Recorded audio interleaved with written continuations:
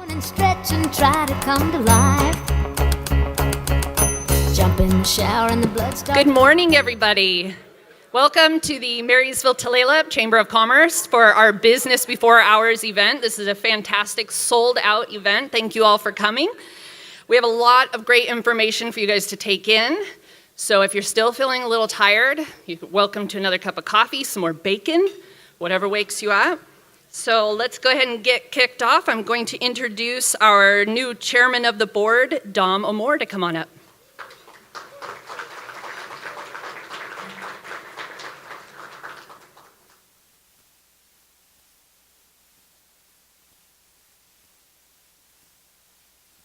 Thank you, Jessica. Good morning, good morning, good morning. I got to say it 3 times just to make sure it really is.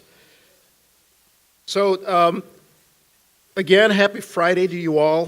Welcome to the Breakfast Before Hours, January edition. And I'd like to, before we actually get started, would like to do a few introductions. And so let's start with the elected officials. And so if I can have the elected officials, just please wave when I announce your name. And if we will, just please refrain from applauding. I know that's kind of hard for everyone to do, but please refrain from applauding until I've got everyone covered. Of course, we've got Mayor John Naring from the City of Marysville, Marysville City Council members Mark James, Camille Norton, Michael Stevens, and Rob Toyer. There you are. I saw you earlier. And then, of course, from the Tulalip tribes, we have Chairwoman Marie Zacuse. And, of course, our other tribal council member, Mel Sheldon. There he is, way in the back. Snohomish County elected officials, Council Member Terry Ryan. And Nate Nearing, of course. And from Snohomish PUD, we have Sid Logan. And if you will, please join me in welcoming those elected officials. And did I miss anyone else? Pardon me? Oh, Mayor Barb Tolbert. There you are. Thank you. Okay, Chamber Board Directors, if I will, same thing. Have you wave and we'll please hold our applause until the end. Jason Thompson from the Marysville School District. I know. Stephen Powell from the Marysville Globe. Gloria Hiroshima from the City of Marysville. Greg Kinhan, Marysville Crisis Support Center. I saw you earlier, Greg. And then Ken Kettler from the Tulalip Resort Casino. Scott Peterson with the Washington Pipe Trades. And Jessica, of course, as our president and CEO. Pedro Gonzalez, Edward Jones. Did I miss any board members that I did not see this morning? Great, thank you. Please join me in welcoming them as well, too. And of course, thank you for your board service as well, too. That's very much appreciated. Events like this do take a team effort, and it's always good to have that kind of team effort take place on the board. So, I'd like to begin by introducing our breakfast sponsor. Today's sponsor is the Fallman Property Group, and with us today is the ever effervescent Todd Fallman presenting. So, please welcome Todd.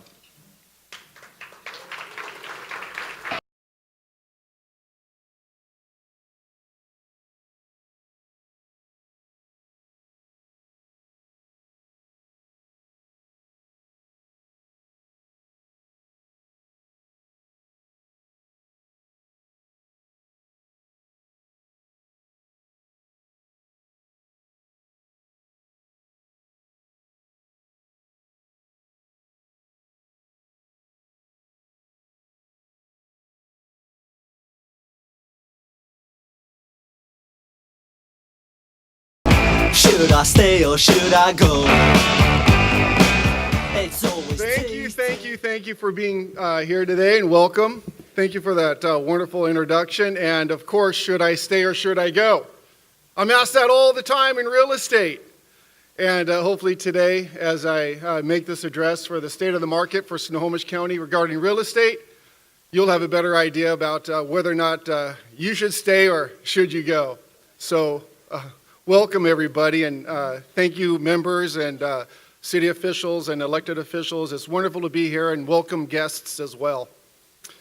So we can begin with the slide. We're going to start with a combination of the 23 counties that make up the multiple listing service. And out of the 23 counties in Washington State, we'll cover a snapshot. Then I will cover a comparison between King County and Snohomish County.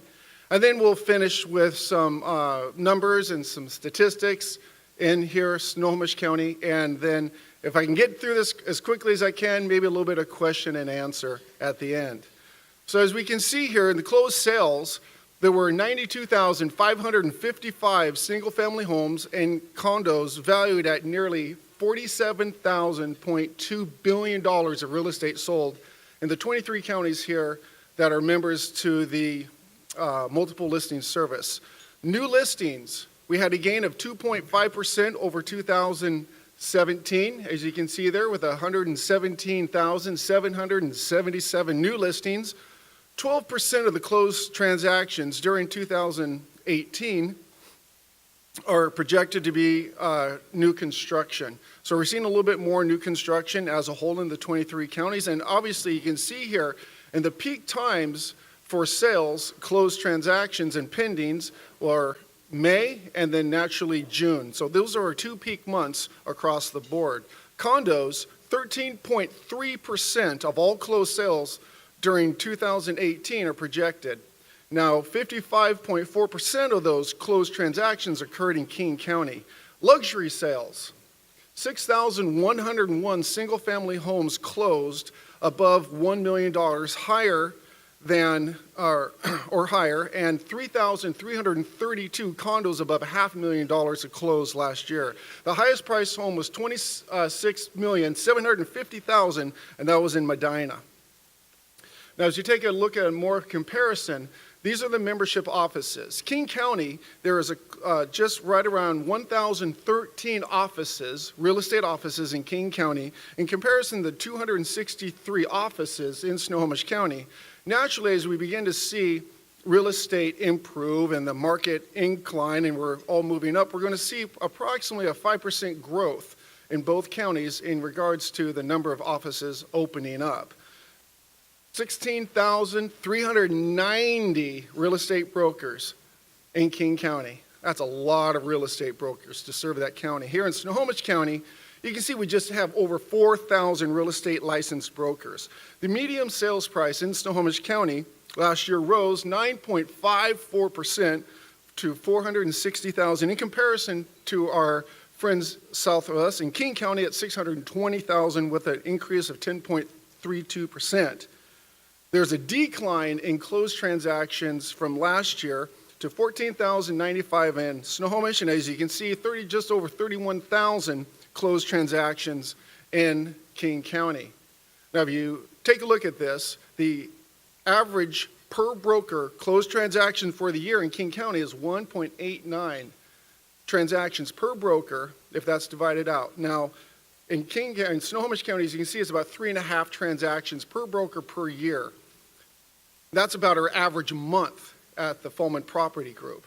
So we're doing a little bit better than the average broker per year when we're doing that per month. Now, in closed transactions, just over $7 billion, 76 million closed volume in transactions for Snohomish County, and obviously King County just wipes the mat because of the average sales price. Now, as we move forward, take a look closer at Snohomish County, the pending sales for 2018. We're going to be taking a look at approximately here in March, April, May, June, July, and August. Those are going to be our peak times in pending transactions. Where we're going to be averaging right around 1,600 in March, and you can see the incline going up to May. Naturally, the closed sales follow that the following month because it takes 30 to 40 days to close a transaction. So if you're going to be thinking about when is our peak time to sell, you're going to want to be putting your home on the market generally right around April or May. And why is that? Well, there's a lot of transition occurring that time. People will put their home on the market and a new family will want to move into the neighborhood and then be able to settle in through the summer. Tax returns are also coming back and people have extra money in their bank accounts. So that is a natural time. Also, and during the springtime is a time of change. Now we take a look here in the next slide. This is an interesting slide. 7% of all the closed transactions have 5 or more bedrooms. 51% of all the transactions that are closed, 51% have 3 to 4 bedrooms. So if you're thinking about investment, or you're thinking about a home that you want to maybe stay in for the next 3 to 5 years, 7 years or 9 years for that matter, think 3 to 4 bedrooms for that investment purpose. 22%, as you can see, have 2 or fewer bedrooms for those closed transactions in Snohomish County. Next, for the single-family homes, here in Snohomish County, 2,056 closed units. The median sales price, $575,000, and the average price was $630,000. Now here in our area, according to the multiple listing service, our median sales price last month ended at $382,500. Compared to last year of 2017 was at $345,000. That's an increase of 10.87% year over year at the end of December. And so why are we seeing such an exponential growth here in the North Snohomish County area for housing? It's because of affordability. If you take a look at the median sales price, a lot of that is occurring in the southeast section of Snohomish County. We're talking Bothell, the parts of Woodinville that are in Snohomish County, as well as Mount Lake Terrace. The areas closer to the greater Saddle area are increasing greater, which is increasing the price, which is driving people up to this area.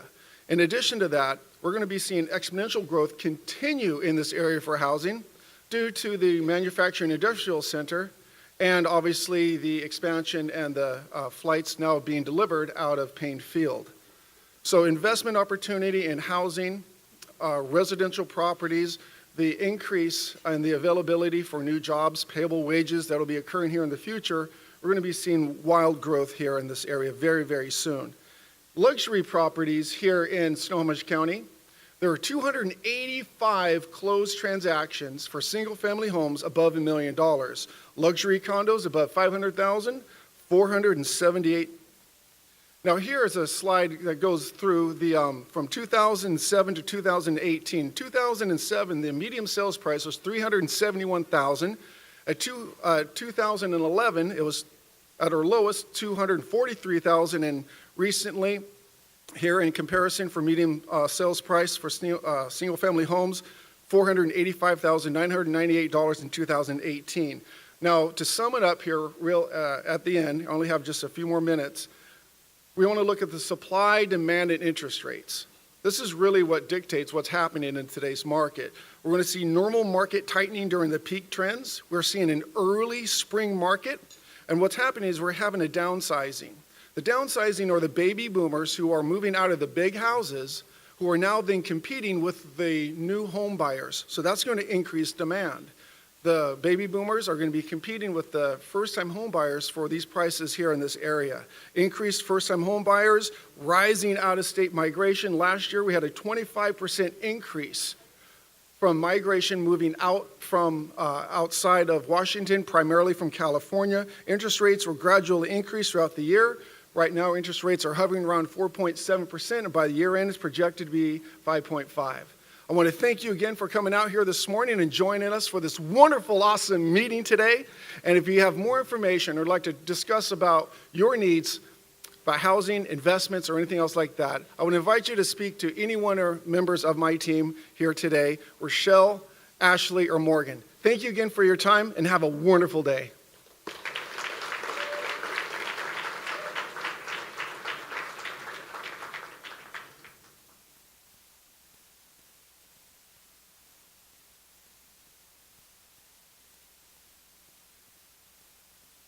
Thank you, Todd. Should have just covered the state of the state while you were at it.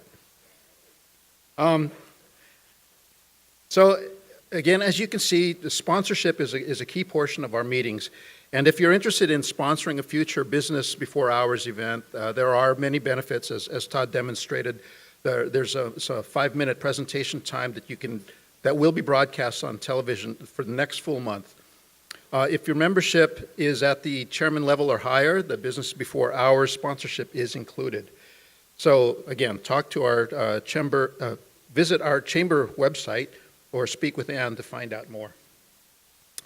For our going into our table networking portion, I'd like to welcome back to the stage Todd Fallman. I have no introduction music this time. There you go. Thank you. Thank you. Wow, awesome. So today's portion, some of you came out today to network. And at this moment in time, we get to know new people, and the purpose to have table networking, that's the purpose to have this table networking. We're going to give everybody about 30 seconds to introduce yourselves, and you want to be able to, now would be a good time to take your cards out and begin passing them around. I have a bell here. We're going to begin this, and when you hear the bell, have a moment to discuss what it is you do, what you're passionate about, and then when you hear the bell, we're going to talk to the next person around the table, and we're going to get through this real quickly, so go ahead and let's start talking and meet new people. Well, thank you very much. This will conclude this part of the table networking for our chamber meeting this morning. Can I have your attention, please? Thank you. Thank you. There's wonderful conversations going on. Thank you. We need to move forward with today's meeting unless you want to be here till noon. Okay, we'll be here till noon. At this point in time, I'd like to invite Dawn back up to the podium.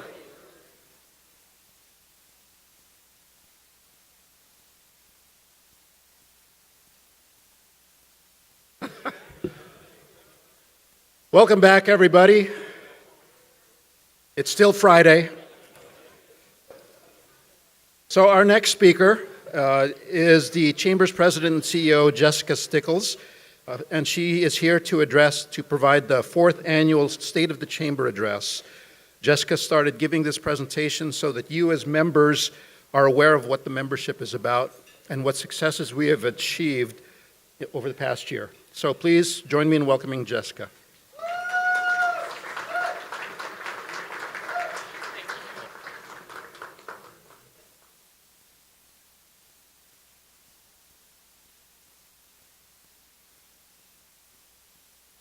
Good morning. So for those of you who don't know me, I'm Jessica Stickles. I'm the president and CEO of the Chamber here for about 4 years now. And I did bring back the State of the Chamber address because I feel like as members who are as involved as you guys are, it's great for you guys to stay on top of what we've been up to, what's going to come up, and what new benefits and programs are going to be available.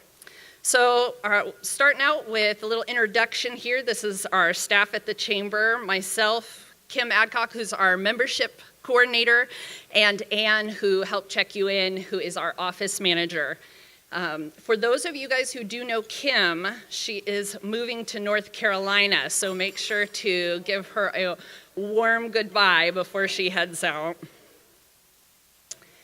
We also have our chamber volunteers. We've got 9 dedicated volunteers who run our visitor information center. So if any of you guys have visited our chamber office before, the whole front end is the visitor center. And so we are blessed to have fantastic volunteers dedicate tons of hours each year, as well as track every single visitor that comes in, and they find out where they're coming from. So you can see a little chart there that shows that the majority of people come from Washington State, but the second is other states. For this year, we just finished our elections, and so this is our 8 executive officers of the board. We've done a really great job of keeping a variety of small business, large business, nonprofit, and government represented. This position is a 1-year term, And as you guys got to see, we elected our new chairman of the board, Dama Moore, who is the tribal relations manager for Puget Sound Energy and has been with Puget Sound Energy for 32 years.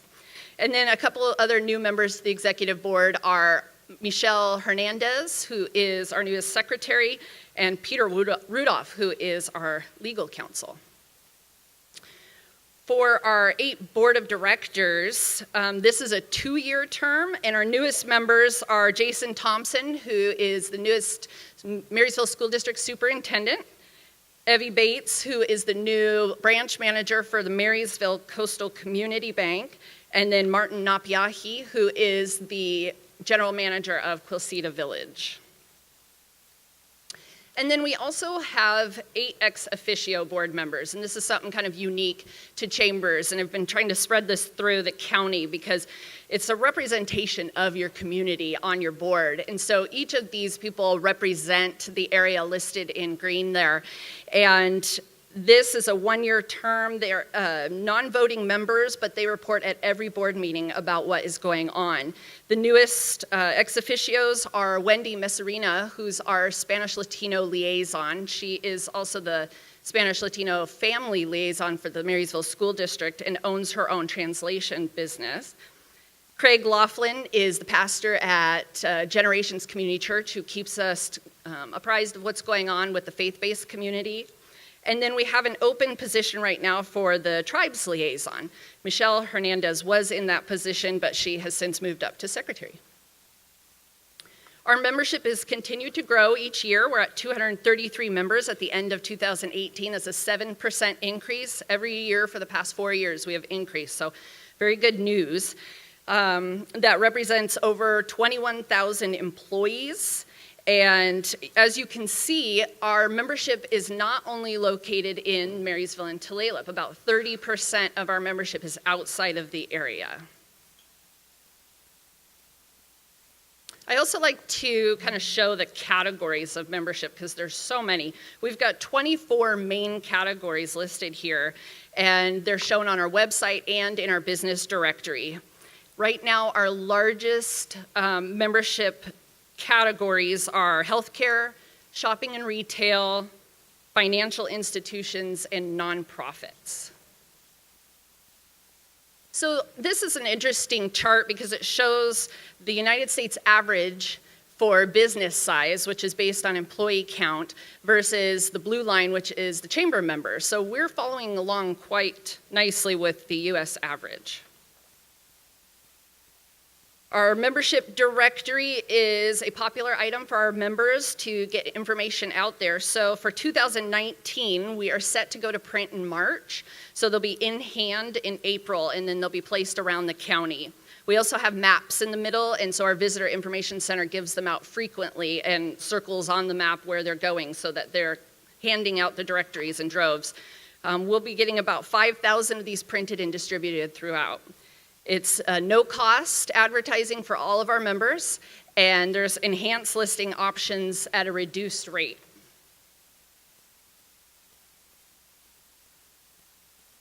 So a little bit of information about the chamber committees. We've had several people ask, how do I get more involved? And I truly believe the best way to get more involved in the community is to join a committee. It's more personal, one-on-one, getting to know other business owners. The events committee organizes the 3 main events for the chamber each year. They meet once a month. The chairman right now is Steve Powell, and our events committee kickoff meeting is February 6th at the chamber. So if you're interested on more information, come see me after the meeting. The membership committee is more about strategy and planning for growth in the community, expanding the benefits for our members. And right now the chair of the membership committee is Gloria Hiroshima. Our Government Affairs Committee, they meet once a week from September through November because they are busy planning our candidates forum. They plan out who to invite and what questions to ask them when they come up here. We also put together the legislative principles, the agenda that I'll take down to Olympia and work towards this year. All of that is listed on the website, so if you want to take a look and make sure that we're covering areas that are important to you, and if not, please let me know. And lastly, our emissary committee, very active, outgoing, fun committee. They plan all of our networking events, our business-to-business speed networking breakfasts, our mega mixers, and ribbon cutting ceremonies. Last year, they did 10 ribbon cuttings, greeted over 1,200 guests at our events, and then planned 4 huge networking events that had over 436 guests. The emissaries are also helping with the chamber sponsorship of the USS Shoup. Our emissary chair right now is Becky Mulholland. And in the pictures here, you can see where we had the honor and privilege to welcome home the USS Shoup right before Thanksgiving. So the 300 sailors on board were able to come home to their families for the holidays. The emissaries bagged up a bunch of goodies, swag, treats, veteran business offers, and handed it to the sailors as they came off the ship. Unfortunately, the USS Shoup is changing location and will be porting in San Diego this year. So coming up in 2019 is more networking events. According to the surveys that we've put out for our membership, networking and connections to other business members have been the #1 reasons of being a part of the chamber. So we want to make sure you have plenty of options. So our mega mixer this year is May 9th. It is going to be at the Marysville Opera House. We typically have about 150 in attendance. We'll have raffles, networking, and food, and we only charge $5. Very affordable, and we have a great attendance from all over the county. We also have our business before hours every month. So like today, it's the last Friday of the month unless there's a holiday. We'll have everything covered from government updates to networking, professional development, and our candidates forums. Please pre-register on our website. And last year we started our quarterly luncheons. They're very similar to the layout of the breakfast, but it's different speakers. So if you plan to go to both, there won't be a double up. It's also held at the Opera House, and we do only $5 for pre-registered and $10 at the door, and that does include lunch. Now for our main events that we hold for the year, we have our first thing coming up is the Marysville Brew and Cider Fest. Now last year we had it in the fall, and we found that everybody else did too. And so instead of having people decide if they want to go down to Everett or over to Snohomish or here in Marysville, we moved it to the spring. And so we'll have ours April 6th. It will be at the Opera House, and we will have about 15 to 20 different breweries, cideries, and we'll have wine this year as well. Pre-sale costs start at $25, and we already have our title sponsor, Auntie Anne's, which we will have those pretzels there as well. This will be our 4th annual carnival. We hold that in Tulalip, right there next to I-5. We'll have a bunch of vendors. There's tons of great food. The rides, about 16 rides for all different ages. And then we'll have a pre-sale on the wristbands so that there'll be a discount. So keep an eye out for that in our newsletter. We also give away free ride tickets at Healthy Community Challenge Day. So that's coming up on June 1st. So if you take your kids to that, swing by the chamber booth and get free carnival rides. Then we also have this year our 5th annual Home for the Holidays Chamber Dinner and Auction. It's a semi-formal event. We have a photographer there, and it pretty much covers everything from silent to live auctions. We have games and raffles. We usually do like a dance-off or a sing-off, and you might see a little bit of that on our Facebook page. Of course, there's a gourmet dinner, and it is our largest fundraiser of the year. This last year, we made over $33,000, and we're able to donate over $6,000 of that to the Marysville Food Bank Toys Store. So thank you, everyone who came and contributed to that. Also coming up this year is our Small Business Summit. For those of you guys who weren't able to attend, we hold it in September, October time period, usually at the Opera House. It's just one day for a couple of hours. We'll have a couple speakers come in and talk to small businesses about development. We'll have vendor booths, and all of the vendors are based on how they can help serve business. And then, of course, free giveaways and food. And it is actually a free event. Then we have our Leadership Academy. That is a 3-tier course for our business members. The first tier is the CEO level. and we'll be starting that in April. It's going to feature facilitated peer workshops. So it's more about one-on-one conversations, finding out troubleshooting from other CEOs about what they've done in these situations. The second tier is management level. We'll have workshops like conflict resolution, employment law, and that will be 6 courses as well. And then the third tier will be our employee or new business tier. There will be professional development classes like a one-page business plan or getting financial backing, and as well as developing soft skills. So enrollment for all of this will begin very shortly. And then lastly, we have our Small Business Saturday. We always got to support Shop Small, and that's always the Saturday after Black Friday. It's American Express sponsored. They send us a bunch of swag and great goodies so that we can pass them out to all of the Marysville Tulalip retail businesses that are offering any type of sale or special for Small Business Saturday, and it is free to participate. And we are moving.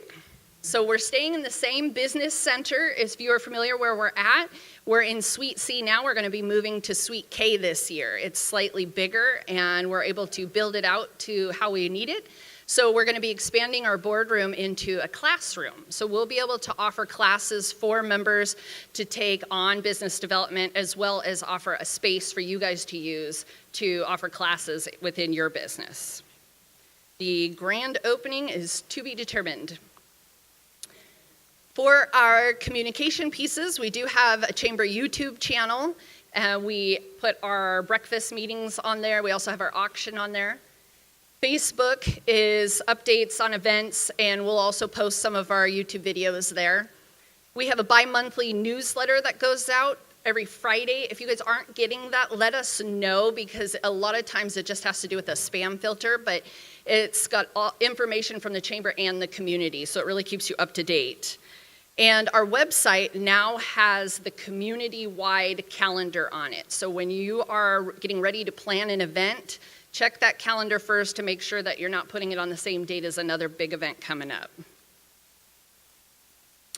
And to wrap up, I just want to say thank you very much for supporting your business community.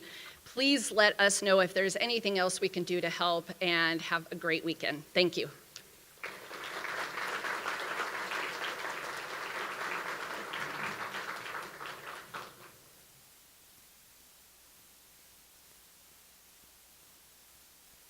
Thank you, Jessica. As usual, that's actually very helpful from a chamber perspective to understand what's going on with the chamber. This morning, it is my honor really to introduce the next speaker. It's Mayor John Nearing. He'll provide his annual State of the City address. Mayor Nearing has been serving as mayor since 2010 and is a tireless advocate for the city and its many businesses. So please join me in welcoming Mayor John Nearing.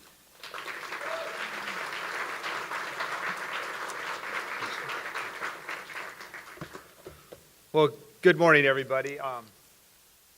It is a real honor to be able to come up here and to deliver this address, a State of the City address every year. I want to thank Jessica and the Marysville Tulalip Chamber for hosting this program again this year, and for her State of the Chamber address and the great things that they're doing. I want to thank the Tulalip Resort Casino for hosting this as well, and our good friends and partners at Tulalip, who we do so much with. I want to thank them for their partnership with the City of Marysville. And I go to a lot of these events, as I know many of you do, and I can tell you, and I think you would vouch for this, you don't get a better breakfast than you get right here with Ken's team at the Tulalip Resort Casino. So thank you for that. It's a great way to start off the day.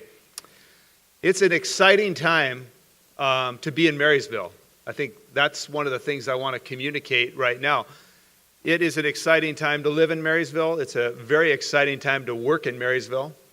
And a number of city employees are here today. And it's a really exciting time to be starting or to own a business in this growing and thriving community.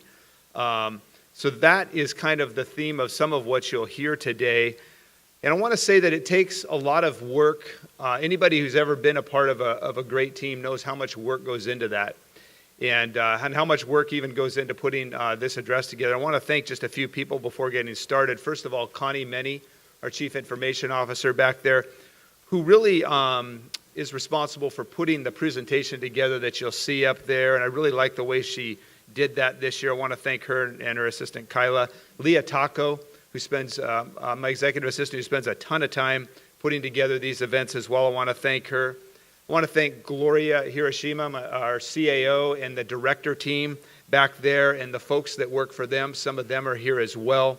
I wish I had the time to go through and talk to you about the great work that these individuals do. I'm really blessed as mayor to be surrounded by such a talented team of directors and others throughout the city that really make a lot of what you're going to see happen. And also want to say thank you to our city council. Many of whom are here today, you heard introduced. You know, the council really weighs each decision they make, I can tell you, based upon what is best for our city. We have individual council members who represent different areas and interests in our community, which is very healthy. They come together to provide great policy direction that is critical to our overall success. And then lastly, you know, we have a number of partners, and among them, the city of Arlington, who is represented here, Mayor Tolbert, and as I mentioned earlier, the Tulalip tribes, city of Everett has representation here, Snohomish County, both the council and executive's office, are very supportive and great partners for Marysville. My friends from Community Transit, who always bring a great group here with their increasing service in Marysville. Economic Alliance Snohomish County, our fantastic school district, who's doing yeoman's work to educate our kids, and our fire district as well, which we'll talk about a little bit here today, are just among the many great partners. And we have others, social service organizations, the YMCA, that I could go on and on about. So today's presentation is called Marysville by the Numbers. So as you're listening, you can go look up here and see some of the numbers that I think are critical within the city of Marysville. We'll start with this slide, which just gives you some of the stats about the population and other things within the city. And then next, we always start with looking at city revenue sources and the finance and the budget. So Marysville operates on a 2-year budget, a biennial budget, and it's a $352 million 2-year budget for 2019 and 20 that the city council adopted just a couple months ago. This chart gives you a great idea of how that revenue comes in. As you can see, it's largely through property and sales taxes. A nice healthy split through that, so there's not as much burden on the property owners, and we can share that tax burden with those who shop in Marysville. And I want to say something else before we move on from this about our finance team. Sometimes these things go unnoticed because you only get publicity on these generally if something goes wrong, but we have another clean audit for 2018. It's becoming almost an annual thing to have a clean financial audit, thanks to Sandy and her team. And we also issued a couple of bond sales early at their direction, which is saving us significant money as interest rates now rise. So they really spend a lot of time ensuring that we try and time that correctly. We'll move to public safety. If you look at city government and a $352 million budget, when you look at our general fund, about 2/3 of our general fund dollars, so not counting your water, sewer, garbage, and things like that, goes into public safety. And if we talked with our friends at Arlington or Tulalip or Everett or wherever, you'd find that, I think, in Snohomish County, most jurisdictions. So that includes fire, EMS, police, courts. So the bulk of your general fund dollars are going into public safety. So we're going to spend a significant amount of time talking about public safety because it's a top priority for everybody in the room as well as in our community. I am so pleased to say that this stat of 7.58% represents the drop in crime in 2018 due to the hard work of our women and men in the police force right here in the city of Marysville. And what's even more significant, you can look at that 7.58 number, but if you were to track this over the last 4 to 5 years, I know Chief Smith set a goal about 4 years ago of driving crime down 20% in the community. Pretty audacious goal. Well, they accomplished that. And so, you're getting to the point as crime goes down in double digits year after year after year, and it's still going down, even into last year. And so that doesn't mean that we don't have issues. I'm not saying that, but we are making significant progress. We have some innovative solutions we'll talk about a little later. But areas where crime has decreased are burglaries, malicious mischief, theft, vehicle theft, and vehicle prowl. And we won't just talk about the areas that are down. We'll talk about a couple areas that have increased that the chief is working hard on, and I know he and I have met on, and that's assaults and robberies. And some of that is due to the domestic violence situations that occur largely in some of the, some of the multifamily areas that have grown in our community. And so we're working on some education programs and things to try and help assist with that in those areas. We continue to hire new police officers. The council has budgeted money in the past couple years to do that. And in this 2-year biennium that you have coming up, we'll be hiring at least 2 new police officers each year there. And so it's great to see new officers coming in to a growing community to help us fight crime. Something I'm particularly proud about is our new embedded social worker program, which is only about 8 months old right now, and the stats you'll hear from about the first 7 months. This is a partnership with Snohomish County and the city of Arlington and the city of Marysville. Primarily birthed around the Smoky Point area where we had a significant issue with drugs and loitering and some really unwelcome crime issues. But it also spreads out through our entire community. These folks are working through the entire community and then in partnership out in Smoky Point. What this is it teams a social worker. So the city of Arlington, the city of Marysville each have a social worker. Half of that is generously paid for by Snohomish County, which the county council approved in conjunction with the executive who had it in his budget, and the sheriff has been very supportive as well, providing deputy support and social worker support from the sheriff is also. So there's a social worker for Arlington, one for Marysville. We dedicate a police officer, as does Arlington. And so the idea is these folks go out into the camps or where folks are hanging out that are suffering from, mostly from addiction and things of that nature. There's also some mental health issues that they come across as well. And what they are trying to do is build a relationship with these people and offer them a way out of a destructive lifestyle that is destroying their lives and also plaguing our community. And so I can tell you that from the city of Marysville standpoint, Officer Mike Buell and Rochelle Long, our social worker, have had tremendous success, as I know the social workers in Arlington and the county have as well. I'm going to speak to specifically what our folks in Marysville are doing in our strategy. So we shouldn't be mistaken about how this works. When they go out into these camps and they meet with these individuals, the idea is to form a relationship, which takes some time, some trust, right? These people aren't always welcome to law enforcement solutions.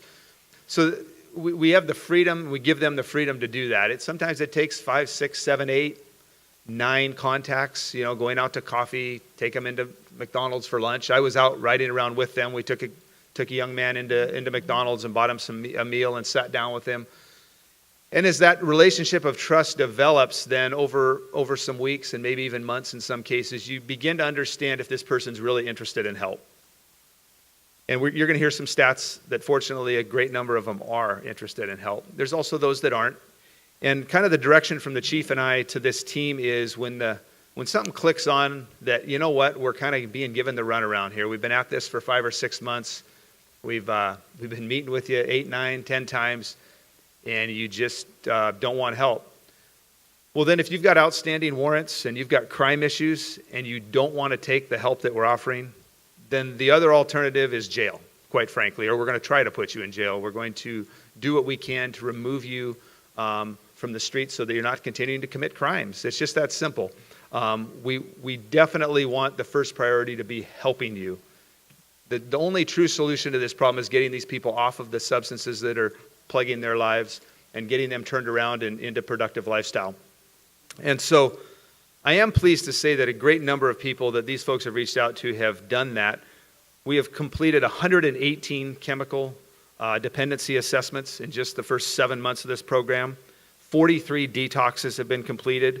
46 of these individuals have been enrolled in inpatient treatment. 50 have gotten secured housing through this program.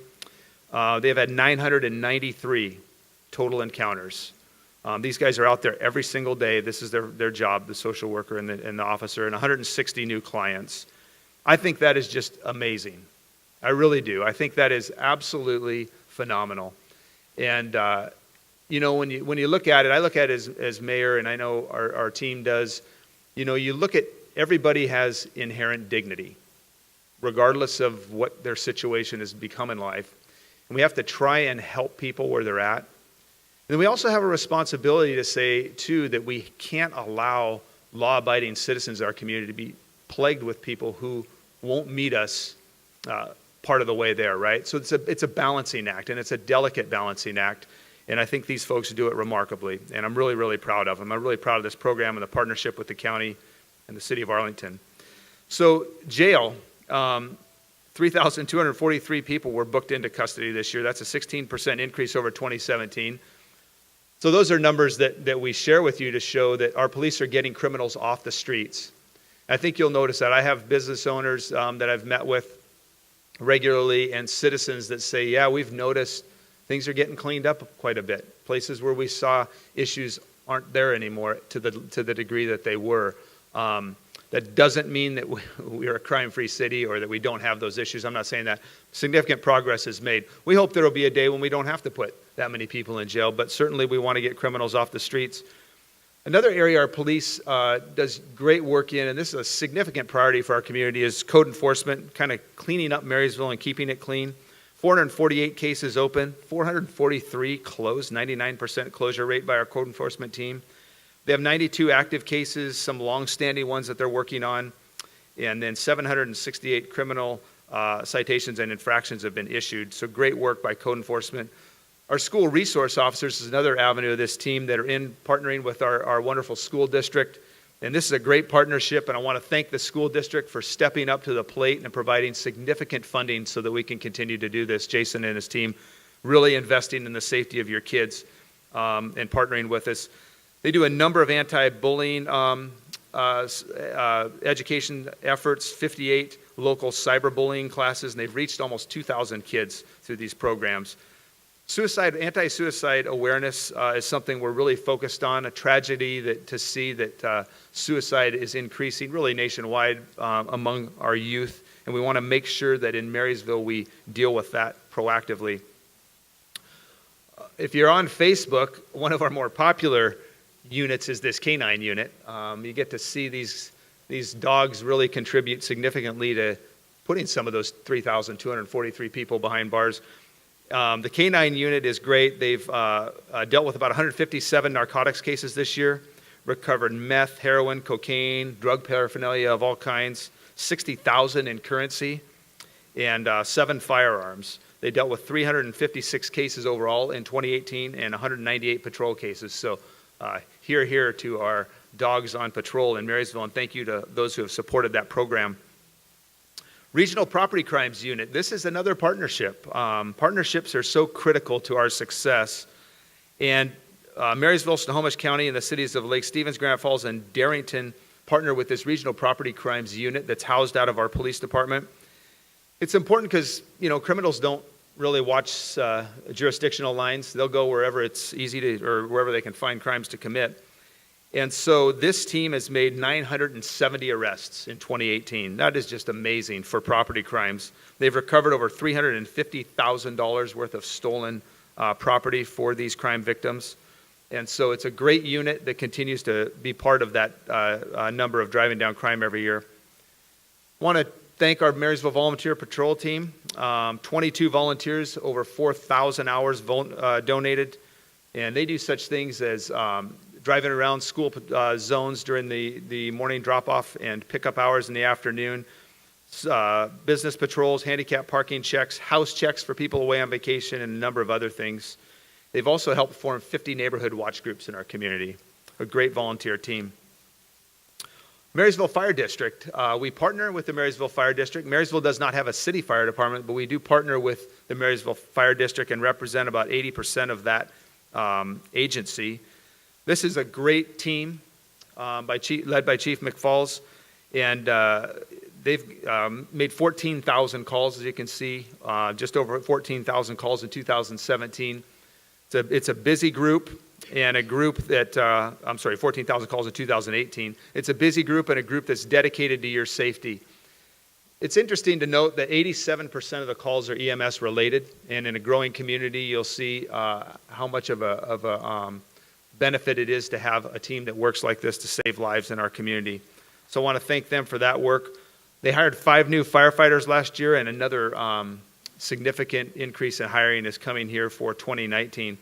Almost 17,000 hours in annual training, and 8 graduated from the new Snohomish County Fire Academy that Chief McFalls and others helped put together.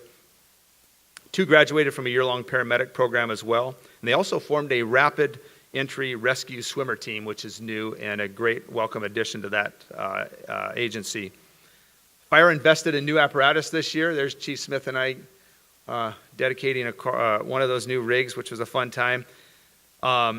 They completed nearly 1,600 fire inspections and public education for about 6,000 of our residents in the community.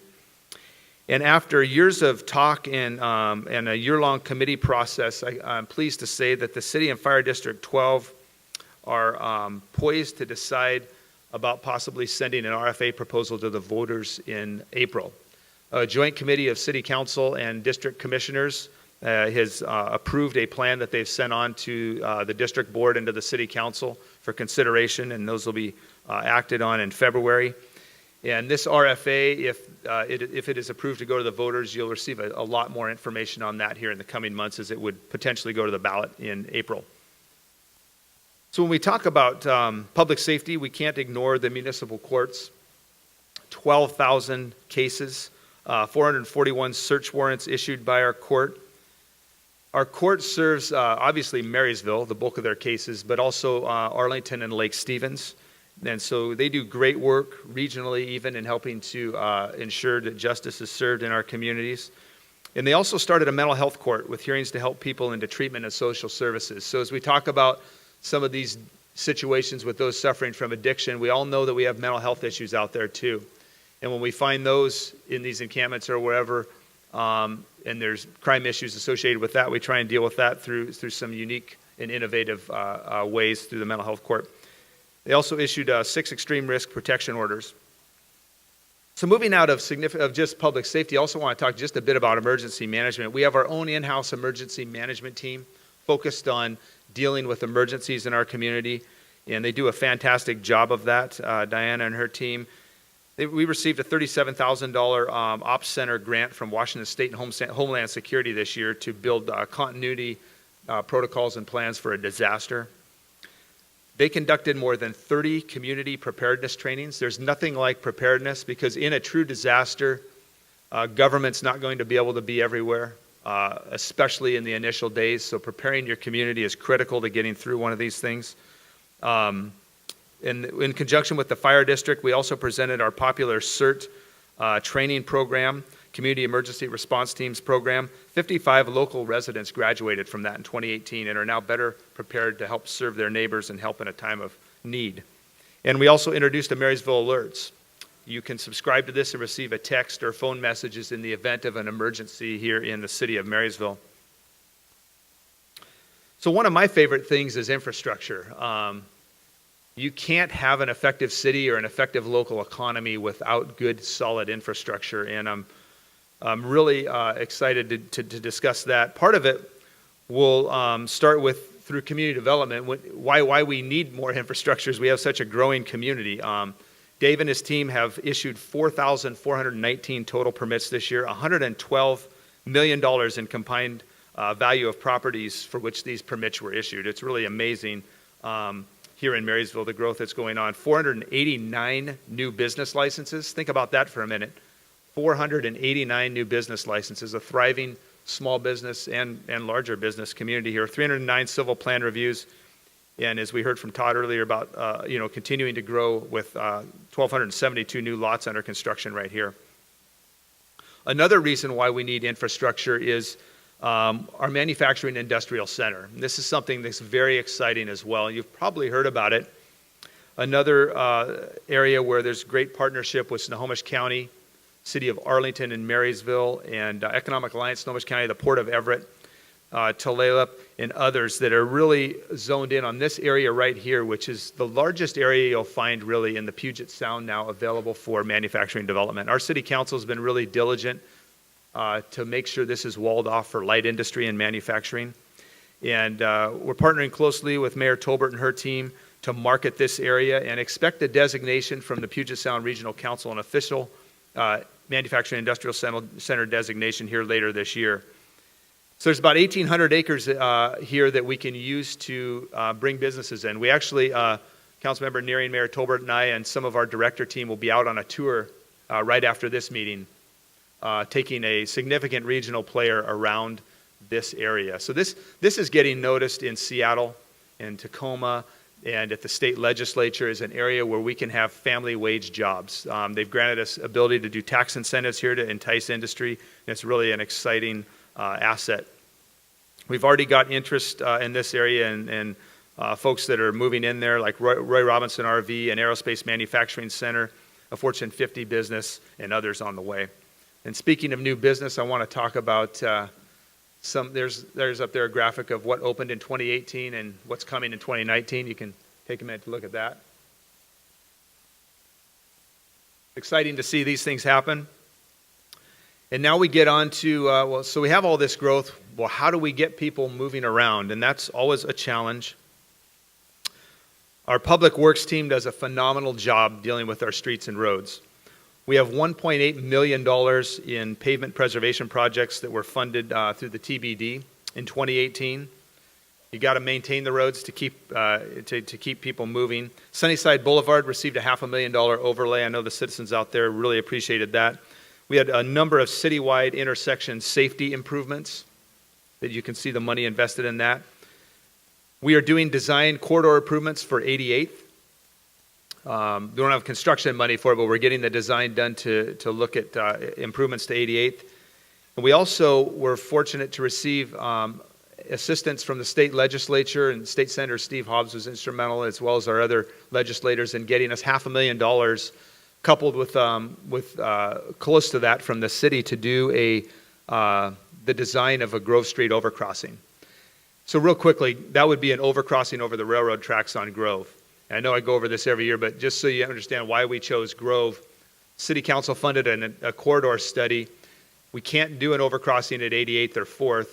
4th, you would wipe out access to all the businesses, to Cedar, to Beach. 88th, you would go over State, which most people are trying to get to. So it'd just be massively expensive on those corridors. You can't wipe out access to those businesses and do some things there. Grove's an area where we can do it, where we don't wipe out access to businesses. And it's a lot cheaper because you don't have to buy up so much property. Would drop people down by the community transit park and ride there. Be a great asset to our public safety teams and their ability to get to the other side of the tracks. So what we're going to do is get that designed and then go after some help with construction money. I was down in Olympia Wednesday in some meetings and just trying to talk to our legislators about getting construction money for that after it's designed. Our utilities team, water resources, are critical to our plan overall here. The more of our water that we produce at home, the less we have to charge for it. And so that's our goal. And Kevin and his team have done a great job helping us increase our water productivity every single year. And the council's been great about funding these projects. And so really pleased to see money invested in that. Highway 9 well investigation is one of them. Edward Springs, we replaced the cover and the liner, and a number of other projects. So you've heard over the years, I've talked about the I-5-529 interchange project. That was funded in the state's Connecting Washington plan about 3 to 4 years ago. Took a number of years to build the coalition to get that $42 million of state money that'll be coming right here into Marysville and helping to fund this. So that'll create, and we'll probably start some preliminary work towards the end of 2019 and really get going in 2020. That'll create an interchange off of I-5 onto 529. And then you'll be able to come into Marysville via 529 with a way around the railroad tracks. So you'll be able to go the same way to get onto I-5 south and to come off north. It'll be in conjunction with a heart and shoulder lane between North Everett and Marysville. So I know Mayor Stephenson and I know Mayor Franklin, very supportive of this effort to do this. It'll help both of our communities. So essentially during peak commuter hours, you're going to have an extra lane on I-5 that'll shoot you right off on this exit. We are building this First Street bypass. This is with city money internally, because what we want is when people come off that interchange, come over the bridge, we don't want everybody going to 4th and colliding with the traffic that'll still be coming off exit 199 and using 4th. So if you live in the Sunnyside neighborhoods, or you're trying to get east up to Highway 9 area or some of the east areas, you're going to be able to just come over the bridge, turn right on 1st, and take a shot straight up into that area. This is a huge project. You've probably seen the properties we've bought and some of the buildings coming down to clear the way for our team to begin with this, and it's going to transform our downtown and transform the traffic situation here in Marysville. As you'll see a lot of relief on exit 199 and 4th Street, and a greater ability to move about once you get off the freeway in Marysville, as well as getting off the freeway. Also coming this year, some significant improvements in State Avenue, 3rd to 80th, and some others that you see there, signals and widening and ADA compliance that we're doing. We're excited about the State Avenue widening from 100 and 104th. That's phase 1 of what we would like to see eventually, the widening of the corridor through 116th, which would mean you've got 5 lanes for State Avenue north to south throughout Marysville. More pavement preservation projects will be coming, and some other items as you can see there. Moving on to parks. We are excited. I was just talking with somebody this morning about the EB Waterfront park the trail that they're enjoying. This is one of the most popular trails that we've ever put in Marysville. If you walk the EB trail, you'll see that, even this time of year, but particularly in the summer, spring and summer. So the EB Waterfront Trail is going to be extended. There's some work going on for the Sunnyside area access of this, and we'll have phases 2 and 3 of that great trail finished up here in 2019. And related to that, Olympic View Park will be a new trailhead for the South Sunnyside connection to this east side of the EB Waterfront Trail. So CD and Parks and Kevin, Dave, and Jim and their teams have really put a lot into this and will continue to do so. And we're excited about that. On the other side, I was also asked this morning, on the other side, the expansion of the waterfront park is something that we have as a long-term goal. We're really focused on getting the trail done first, but we also are moving forward with some design and expansion on the west side for the park and the boat launch area. So in coming years, you'll see us chip away at that, the council and the city as well, and we're excited about the potential of a park there in the future. Also, any of you that have walked the Bayview Trail, that's one of my favorite trails. Some great views along the Bayview Trail up in the East Marysville foothills. We are going to be able, thanks again to another partnership with the state, we had $1 million of state money come in to assist us in connecting this to the Centennial Trail. So you will have, at the end of 2019, as we finish this project up, the ability to go through Bayview and get to Centennial. So that'll create a real regional opportunity for you in Marysville to connect to all throughout the Puget Sound through Centennial. That's an exciting thing. You're probably noticing a theme. The reason we're able to do so many fantastic projects is through the great partnerships that we have. When you hear that the council and I are in Olympia or in Washington, D.C. or wherever, we're generally there to try and bring resources back to our community to supplement the tax dollars that our residents and businesses pay. And I'm pleased to say that we've been very successful at that, and that, the state deserves a good chunk of thanks for that. Our state legislators, those that represent our community, have really come through for Marysville. So if you get a chance to thank them, do so. And our partners at the county, too, who have chipped in on a number of these projects and been partners with us. So it's really great to see that. And kind of as we begin to round this out, I want to talk a little bit about quality of life. Our Parks, Culture, and Recreation team really strives to deal with the play aspect of our community. And starting with that, I'm really pleased to announce, and I wanted to put this in just because it's so rare, most communities are struggling with their golf courses. We saw a 24% increase in rounds 2018 over 2017, which was remarkable. Jim and his team brought in Premier Golf, private company, to help us run this, and it's paid off in spades. Our 5,000 plus attended our summer movies and concerts. Almost 5,000 attended to great opera house events that Jim and Tara and the team have put on there. Almost 4,000 attended the holiday tour of lights, and that was with some windstorms cutting a few nights off. And then you can see our youth sports participation. I also, in every state of the city, like to mention the great volunteer spirit that exists in Marysville. As you can see, over 2,000 volunteer hours. You know, whether it's social service organizations, service clubs like the Kiwanis and Rotary and the Lions, or church groups, the chamber, whoever. We have so many people that come together and volunteer with our school district and with our city through our YMCA, JJ and his team, and it's just awesome to see that. And this is just a portion of that right here.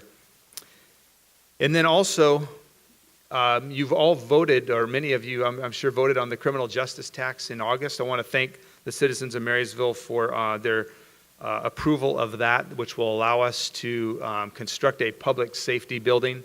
You know, the one we have on Grove was constructed by a similar approval of the voters of a tax back in the 1980s, early to mid-1980s. And that tax has since been paid off, and so it came off the rolls. That was a property tax. And so it was great that our citizens recognized that, you know, that was paid for, came off the rolls. And we're in a situation now where we had a police force back when that was built that was we had a city population that was under 10,000, and a police force that was a fraction of what it is today.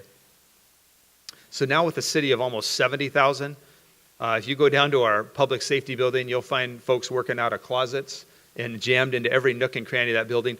We really can't operate an effective police force without a new public safety building.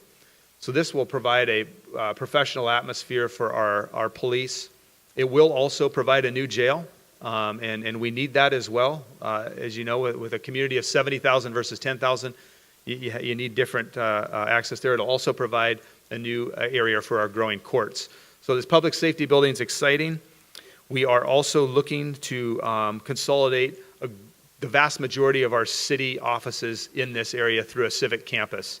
So the council and the staff and I are working on that project in conjunction with what the voters funded through the criminal justice tax to add some city money and resources to round that out, and to also add to that, hopefully, in the near future, a new civic campus in the Comfort Park area and behind it. And then number one, this number is subjective, but I say Marysville is number one. I love this community. You make this community what it is. Our businesses, our residents, our partners make Marysville what it is. It's an honor to serve this community and to get the opportunity to be a part of some of these great things that are going on.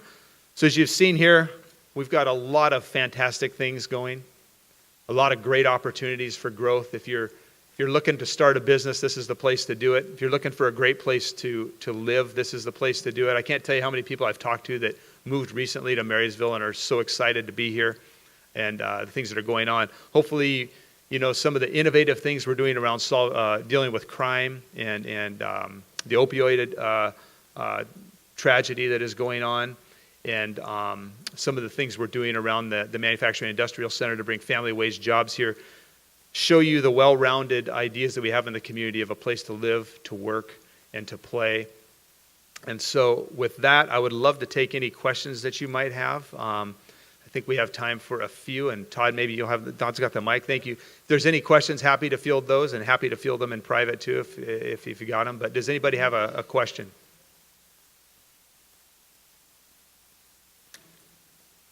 I may have missed it. The I-5 off and on ramp and Grove, when are those completion timelines? Great question, yeah. So the 529 interchange that was funded, $42 million in state money, that project, how the state did that with all these projects is they put them in 4-year increments. So ours is 2019 to 2023. Now we're hopeful that we're ready to build it. So we're hopeful that we can build that in a more compact amount of time. So I think you'll see the heavy work starting in early 2020. And I would hope it would be finished by the end of 2021 or early 22. And I should also say 156th was funded there too, in that same package, a full interchange at 156. So we built that overcrossing for $16 million. We always told people we built it with the idea that it would be an interchange. Marysville's investment, taxpayer, property owners out in that area in the city was $16 million. People were like, why are you putting an overcrossing in with no on and off ramps? Well, that's the $42 million is there now for the on and off ramps, but that'll be in the mid-2020s. The Grove Street overcrossing, we're just doing design right now. So we got the design money. That's the first phase. We did the same thing with 529. We got help from Snohomish County, and then the council put more money in. We designed the 529 interchange. Then we went to the state and said, hey, it's designed. can we get help with construction? You always want to design these first, then they know you're serious about it, and then you go after the construction dollars. So the first step in Grove is to get the design done, and then we'll go after in the next package, hopefully construction dollars for that. Great questions. Thank you. That's a great question. We have time for one more question for Mayor. One more question? Thank you very much, All right. Mayor. Thank you, everybody. Really appreciate Thank it. you.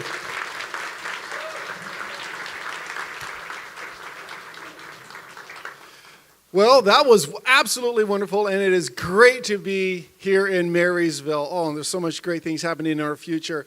I would like to now introduce the new members to the Marysville Tulalip Chamber. If you could please come forward, line up over here to my left. I'd like to introduce and bring forward Nickel Brothers, Care In Home, Indigo Mobile Massage for Women, Zone for Change Fitness, Diamond B Construction. If you could please make your way up here. And as you begin to introduce, please, as I bring you up to the microphone, I'd like to stand right around this area. Please introduce your name, your business, and a quick 30-second commercial. First, we have... Hi, I'm Elise Hartinian with Indigo Mobile Massage for Women. I offer a variety of massage modalities, including prenatal and postnatal massage, clinical treatment work, chronic pain treatment, relaxation massage, as well as cupping and gua sha. I love working, and I'm passionate about working with women, allowing them to take a moment to rest, take a breath, relax, and re-energize. Mobile massage is a great solution for many women, moms with new babies, or families with young kids, those with mobility issues, or anyone who feels their relaxation can be maximized in the comfort and familiar setting of their own home. Feel free to come talk to me or message me on my Facebook page with any questions you might have. Thanks. That's wonderful. Thank you very much. Next. My name's Nick. I'm with Nickel Brothers. We're in Marysville for 2 years now, just joined the chamber this year, but we are structural movers. So if there's houses that need to be moved, extra large cargo coming out of the ports, in Everett mainly, we work a lot with Boeing, extra size cargo, we relocate that. We also have another division, which I'll let my counterpart talk about. Right. So with all this new development, anytime a house is going to be demolished or torn down for a new development, we can actually go in there and completely remove a home intact off-site to a new property. So part of our business is home sales. We have single-family homes that we can deliver to your property starting at $70,000 delivered. So it's affordable housing, and they are quality craftsman homes. So Nick and Nick from Nickel Brothers.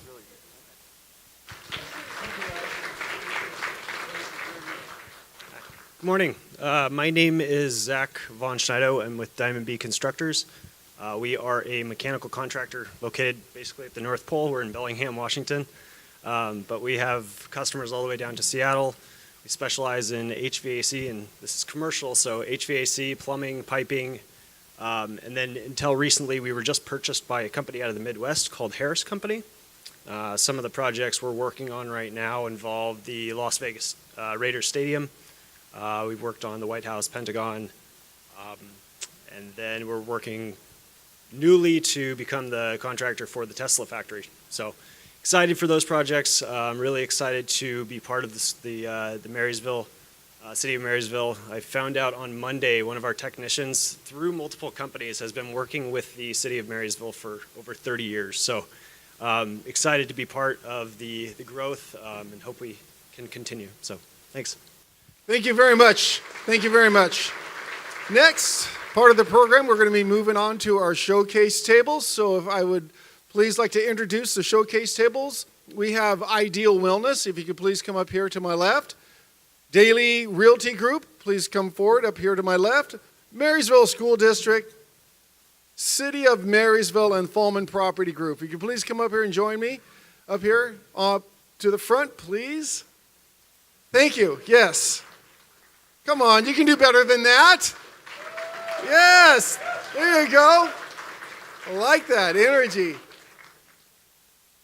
First, I would like to introduce Ideal Wellness. If you could please come forward, introduce yourself, and give us a little bit about what it is that you do. Hi, my name is Emily Countryman, and I'm from Arlington, and I'm the owner of Ideal Wellness. We are a wellness and weight loss center. We have 5 locations in this greater Snohomish County area. Closest to here would be our Smoky Point location. We also just opened Lake Stevens last year and Mill Creek, and then we have Bellingham and Paulsbo. So we are mainly a weight loss coaching company. So clients come in, meet one-on-one with their coach. Typically they lose between 2 and 5 pounds per week, every week consistently. And then we continue coaching throughout maintenance, because our goal is not only to help you lose weight and get healthy, but to actually maintain it, because that's the key. So thank you. Thank you so much. And after today's breakfast, I may come and talk to you. Thank you. Thank you. Daily Real Estate Group, please come forward. Hello, my name's Tina Hudon, and I'm with the Daily Realty Group, and we are so excited to announce that we're having a ribbon cutting on Tuesday between 4 and 6, this coming up Tuesday the 29th. We'd love if anyone could support us, and I'd love to say we help families buy and sell homes, real estate investment, and rental properties. If anyone is interested, I am grateful to be a part of the chamber and make all the connections and the relationships that we've had over the last year, and I thank you for all your support.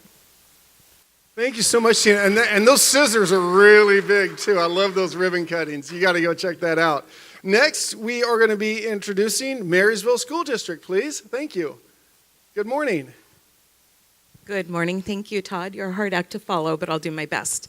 Good morning, everyone. I would like to extend an opportunity to invite you to, no pun intended, Opportunity Expo. There is a brochure on everyone's table, but briefly, what Opportunity Expo is, it is an annual event that the school district has been working on in partnership, and I heard partnership lots this morning.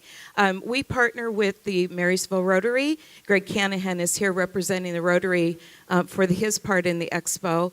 Also the Tulalip Tribes, Marysville Tulalip Chamber, and Everett Community College and Washington State University. The expo is scheduled for April 18th. And this is our 7th year, and over those 7 years, we have sent over 10,000 students to the expo. So every year, all of our junior high school students and some seniors not on track go to the expo. The brochure provides you more information, so I won't go into a lot of detail, but extending the invitation to you today is part of what the expo is all about. I do want to say it is not a job fair. Although some of our students do walk away with a job opportunity or a job offering. What the expo does is it provides exposure to our students to help them make decisions for life after high school. So college, career, tech, trade, business, leadership opportunities, servant leadership, and civic or military opportunities. So as community and business leaders here, we provide tables at the expo for our students to talk with people like you to introduce them to real world, real life experiences. So again, we would love to have you participate in the expo. Rotary has been a strong partner in all of the 7 years, and we're extending an invitation to our chamber partners today. I'm happy to provide more information. We'll be at our table afterwards. So I thank you for this time. Thank you so much. That is so important, and it's a really great event. Next, I would like to introduce City of Marysville, Parks, Recs, and Culture. Right?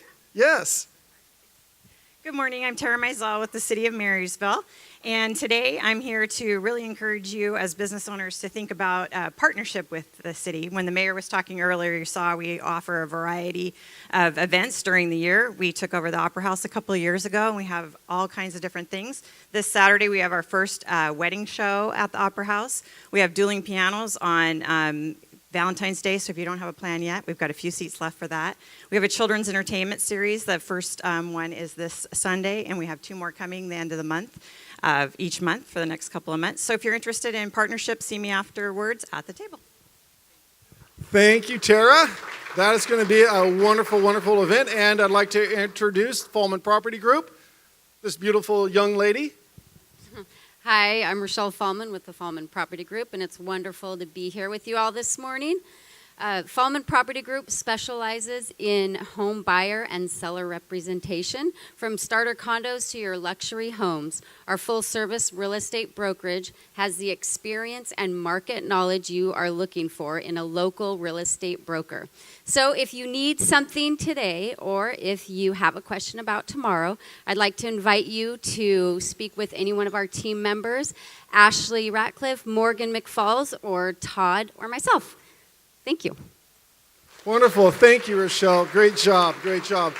That was wonderful showcase tables. Wonderful showcase tables, everybody. Now we have the roving mic section of our program. The roving mic is for members to give announcements on sales or events that are coming up. Anyone who uses a roving mic will be able to give out a kudo, and it's going to be about a 15 to 30 seconds attaboy, and you'll be able to put your card into the basket for one of the prize drawings later. So if you could please come up here to my left, we'll begin the roving mic portion of the program.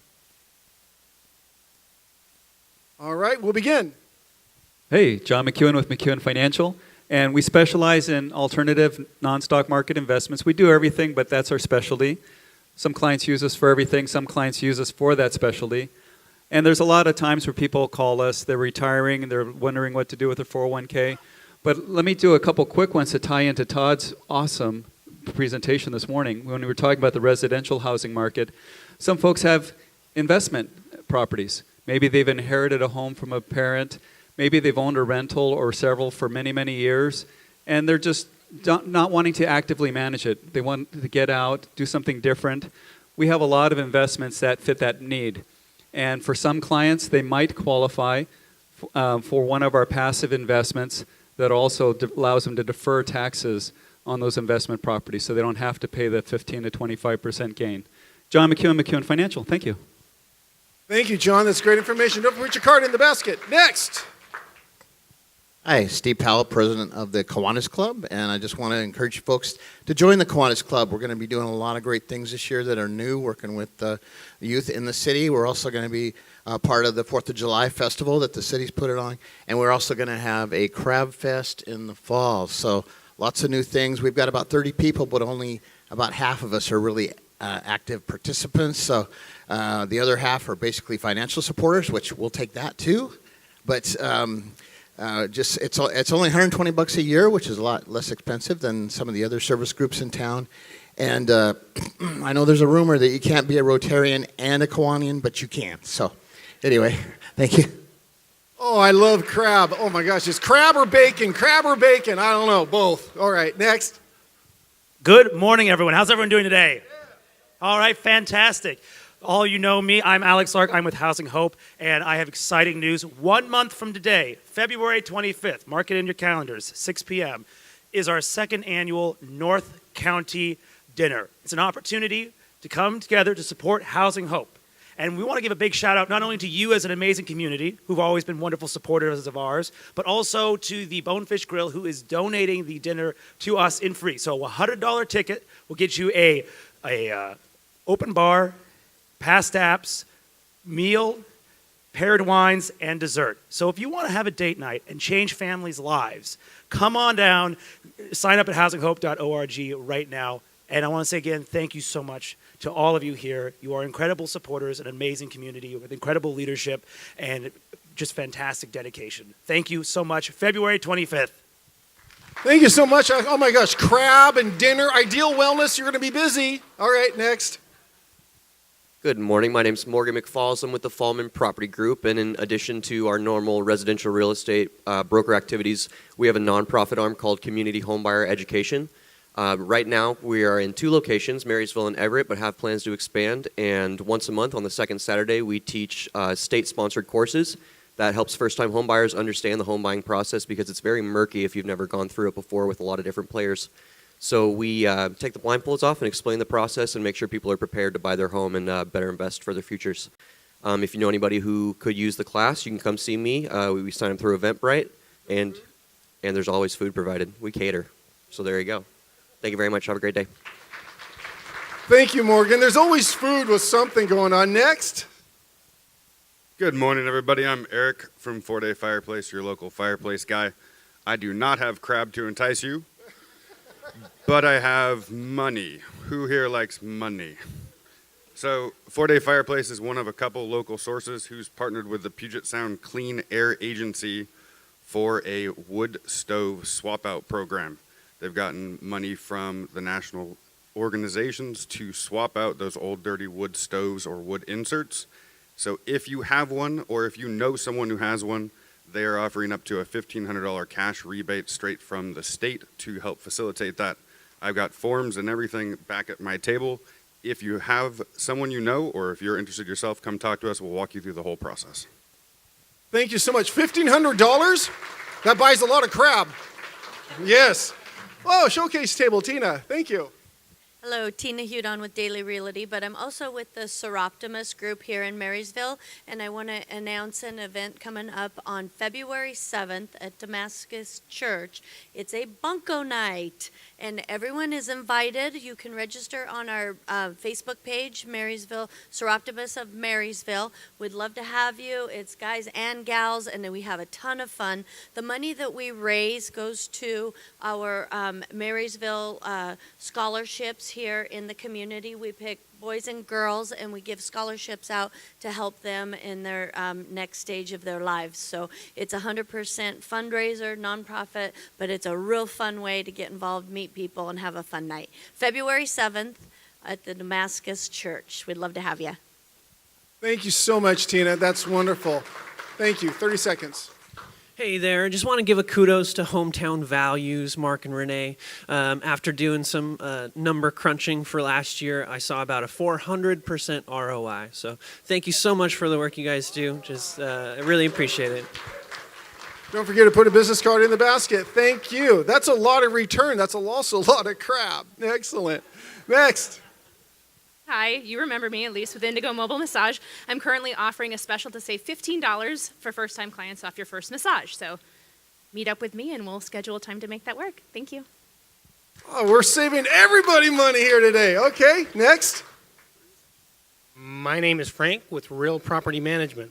Many people are interested in buying some property so they can rent the property out. But they are a little bit worried about what kind of tenants they're going to get. How are they going to collect the money, and what if they don't pay? That's where we come in. We can help you to get those people, take care of those people, and manage your property so that they are paying and you make that investment with a good return on your investment. Well, Frank with Real Property Management. Thank you, Frank. Appreciate it very much.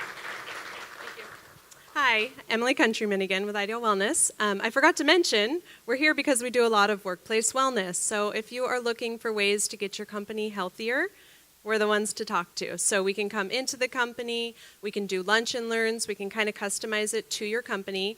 And on average, studies show that you will save $500 to $1,000 per year per employee when you introduce a workplace wellness program. And we're giving away a healthy lunch to a company today, so we have an entry over at our table. Just drop your business card in there. No catch, just we'll bring you a healthy lunch. Thank you. Terrific, thank you. A healthy employee isn't a productive employee. All right. Next, we're going to be moving on to the raffle prizes. We're going to do this real quickly to get everyone out. So if you have a raffle prize, if you could please come forward, line up over here to my right. That would be your left. We'll go ahead and get started. Please make your way and get your raffle prizes. Thank you. Come on up. Thank you very much. Please introduce yourself, your business, and your prize. Okay, I'm Angela Davis. I'm the TGO hiring manager representing the TRC. And so we have a Blackfish gift certificate for $60.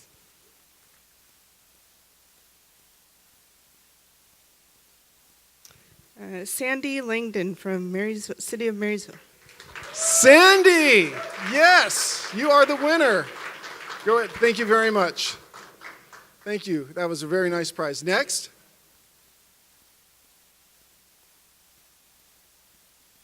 Please introduce your name, the business, and tell us a little bit about the prize. Hi, I'm Ashley Ratcliffe with Fallman Property Group. And real quick, I just want you to know that if you find one of these on your table, that's for you and all your friends and family, some specials. We are raffling off this nice welcome sign for your front porch or your entryway. I won't look. Kim Adcock from the Marysville and Tulalip Chamber. Well, that'll be great for your new home in North Carolina. Yes. All right. City of Marysville, Parks and Recs, could you please come forward?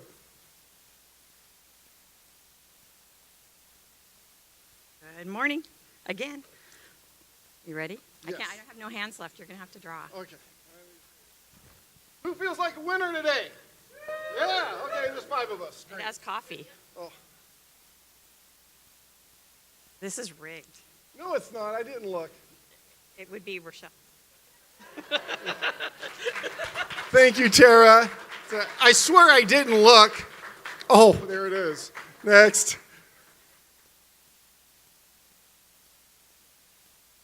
He always gives the best prizes. No crab, but it's wine. And since we're a fireplace shop, it's an Apothic Inferno blend.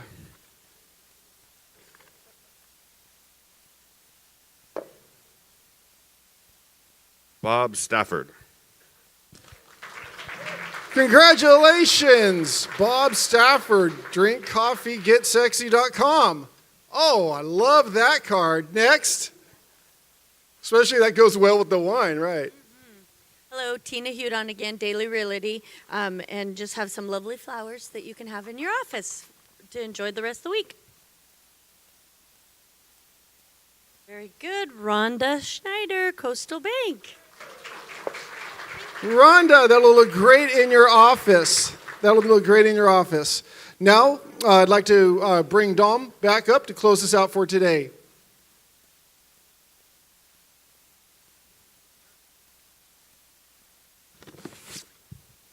All right, folks, thank you very much. I just wanted to close out with a quick thank yous. Thank you very much to our sponsor, Fallman Property Group. Thank you to the Chamber volunteers and emissaries for all the work that they've done today and throughout the year. Thank you to the Tulalip Resort Casino for their great service and obviously their delicious breakfast. And a big thanks to you, our members, and your ongoing commitment to this great organization and to the community. Upcoming events, obviously the next Business Before Hours is going to be February 22nd, and that will be the business-to-business event, the speed networking theme of the direct flight to a successful year.